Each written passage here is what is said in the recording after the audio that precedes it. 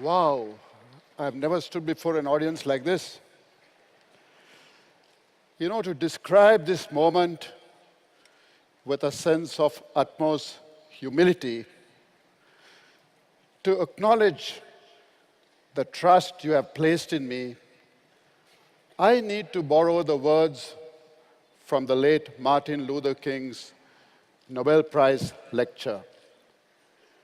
Occasionally in life, there are those moments of unutterable fulfillment which cannot be completely explained by those symbols called words. Their meaning can only be articulated by the inaudible language of the heart. Such is the moment I'm presently experiencing.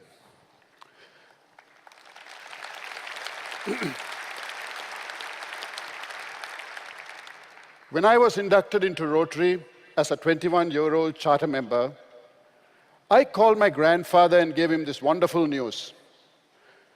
My grandfather himself had to wait for some time before he was admitted to Rotary membership in Sri Lanka's premier club. So when he heard from me, delighted though he was, he must have believed that the standard of Rotary had come down. That it would invite into its fold a 21-year-old with long hair and hippie looks and holding his first job. Truthfully, those were the days when my grandfather was very worried whether anyone would ever marry me for the way I appeared. But Rotary was already progressing and changing with the times. And that change is tangibly visible today when you elect as your president a simple Rotarian from a small one-district island. In doing so, you have established that in the eyes of Rotary, every member stands equal, irrespective of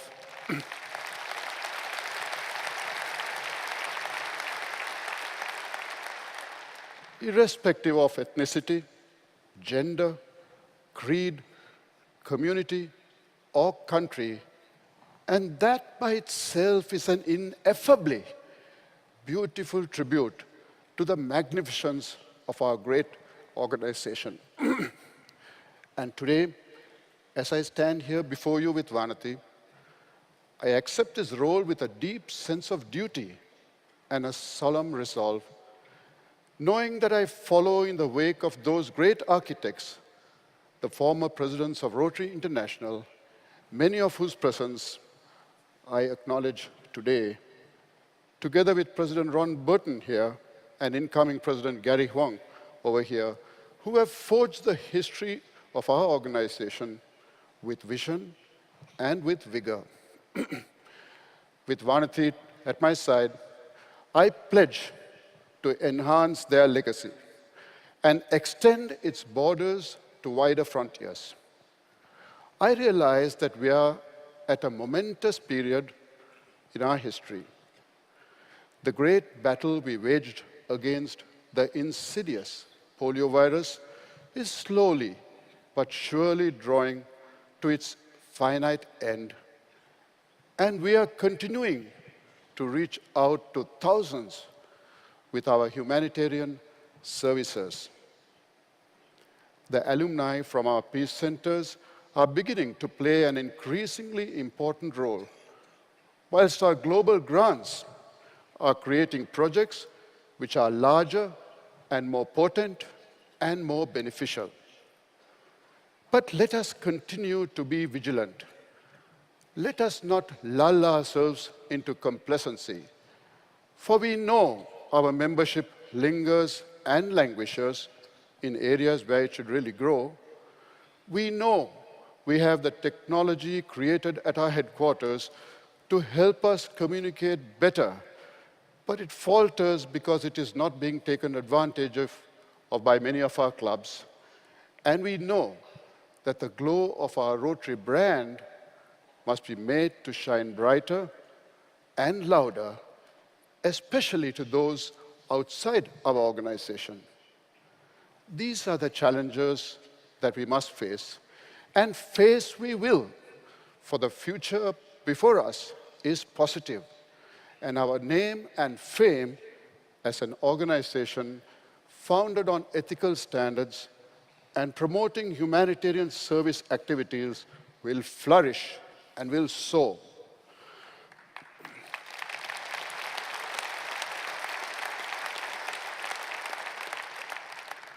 We will be fueled by the proven capacity of our members to show passion in their work, as they will continue to extend their arms in support to those who are starving and weak, to those who are ignorant and illiterate, to those who are elderly and infirm, and in general, to those who are trapped in the margins of our society. This passion, together values inculcated within us, will be the fulcrum on which our progress will be founded. And as I say this, I'm conscious, like many of you, I too owe much to Rotary for reinforcing within me the values that my parents taught me.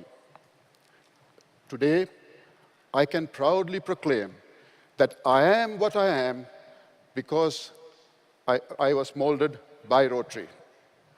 Yes.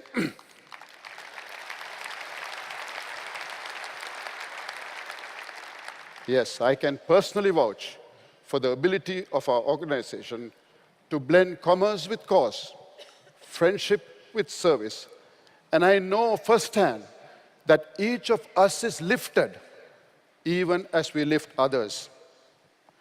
My dear friends, with a fervent faith that you will walk this path with me, and with a certain conviction that you will share the high tides and the low points of this journey with me, Vanati and I accept this lifetime opportunity with great humility.